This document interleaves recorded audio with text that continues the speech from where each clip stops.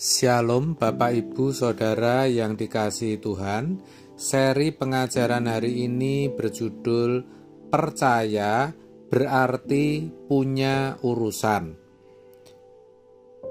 Dalam Ibrani 11 ayat 20 dikatakan, karena iman maka Ishak sambil memandang jauh ke depan memberikan berkatnya kepada Yakub dan Esau. Jadi sebenarnya berkat itu disediakan untuk Yakub dan Esau. Namun sayang sekali, pada akhirnya Esau kehilangan hak kesulungannya karena sesaat ia ingin menikmati semangkuk makanan.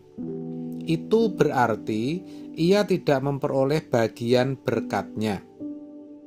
Hal senada dikatakan Tuhan Yesus dalam Matius 16 ayat 26, apa gunanya orang beroleh segenap dunia kalau jiwanya binasa?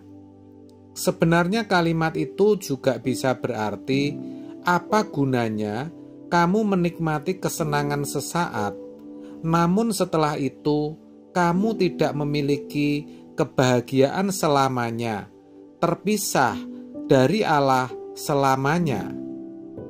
Saudara, Tuhan itu sangat mengasihi kita. Dikatakan Tuhan tidak menginginkan seorang pun binasa. 2 Petrus 3 ayat 9. Artinya, Tuhan menghendaki kita menikmati kebahagiaan di kekekalan nanti. Itulah sebabnya Yesus mati di kayu salib. Tuhan Yesus juga berkata, janganlah gelisah hatimu. Percayalah kepada Allah, percayalah juga kepadaku. Di rumah Bapakku banyak tempat tinggal. Jika tidak demikian, tentu aku mengatakannya kepadamu. Sebab aku pergi ke situ untuk menyediakan tempat bagimu.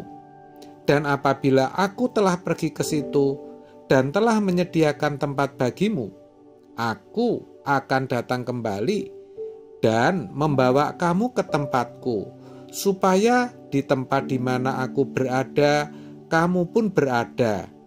Yohanes 14 ayat 1-3. Jadi, kalau sampai ada yang binasa, pasti bukan kehendak Tuhan, tetapi pilihan orang itu sendiri. Sebab hal binasa atau tidak pada akhirnya bergantung kepada bagaimana setiap individu merespon kebaikan dan kemurahan Tuhan. Maka kita harus memanfaatkan anugerah keselamatan yang Tuhan sediakan, yaitu dengan hidup dalam firman-Nya. Sebab yang namanya keselamatan itu tidak otomatis. Percaya Yesus adalah juru selamat tidak boleh hanya di pikiran, tetapi percaya itu harus diwujudkan melalui tindakan. Sebab percaya itu sama dengan menyerahkan diri, dan itu pasti ada urusan yang dikerjakan. Dalam hal ini tentu antara Bapa dan kita. Jadi, kalau kita berkata, aku percaya, berarti kita punya urusan dengan Bapa yang kita percayai. Sama, kalau kita berkata, aku percaya kepada Tuhan Yesus, pasti kita punya urusan dengan Yesus yang adalah Tuhan dan Juru Selamat kita. Juga kalau kita berkata, aku percaya kepada Roh Kudus. Lalu, apa urusan kita dengan Roh Kudus? Nah, sekarang coba renungkan. Sebenarnya kita itu punya urusan apa dengan Bapa, dengan Tuhan Yesus Kristus, dan dengan Roh Kudus yang kita percayai itu? Kalau jujur, banyak orang Kristen yang tidak punya urusan dengan Roh Kudus. Akibatnya tidak memiliki pengalaman dengan Roh Kudus. Padahal jelas dikatakan Roh Kudus akan menuntun kamu kepada seluruh kebenaran. Ia akan mengingatkan kepadamu segala sesuatu yang aku katakan. Yohanes 16 ayat 13. Firman Tuhan juga mengatakan semua dosa diampuni kecuali menghujat Roh Kudus. Karena menghujat Roh Kudus bukan hanya menunjuk suatu perbuatan, tetapi menunjuk suatu keadaan ketika seseorang tidak dapat lagi meresponi pekerjaan Roh Kudus karena terus menolak sampai level tidak pernah mendengar lagi suara Roh Kudus. Dan itu berarti tidak bisa menerima penggarapan Roh Kudus.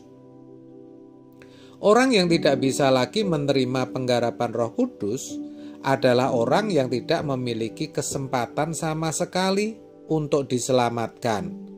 Sebab Bapa dan Tuhan Yesus itu diwakili oleh Roh Kudus. Maka orang yang tidak memiliki doa pribadi tidak dapat mengerti Roh Kudus karena tidak pernah mendengar Roh Kudus. Akibatnya khotbah yang didengar hanya akan ada di pikiran dan kemudian lenyap. Buku rohani yang dibaca pun hanya memberikan pengetahuan sesaat lalu lupa. Seharusnya Roh Kudus yang mengingatkan kita. Semua yang kita dengar akan diingatkan ketika kita mengalami pergumulan. Misalnya nih, kalau firman Tuhan mengatakan kasihilah musuhmu, maka kita akan dipertemukan dengan orang yang memusuhi kita. Lalu Roh Kudus akan mengingatkan kasihilah musuhmu.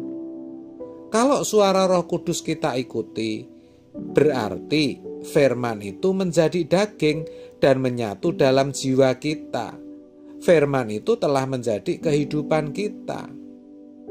Begitulah saudara, kesempatan yang Tuhan berikan. Kalau kita berhasil, berarti firman itu menjadi diri kita. Kita bisa berkata, hidupku bukan aku lagi, tapi Kristus.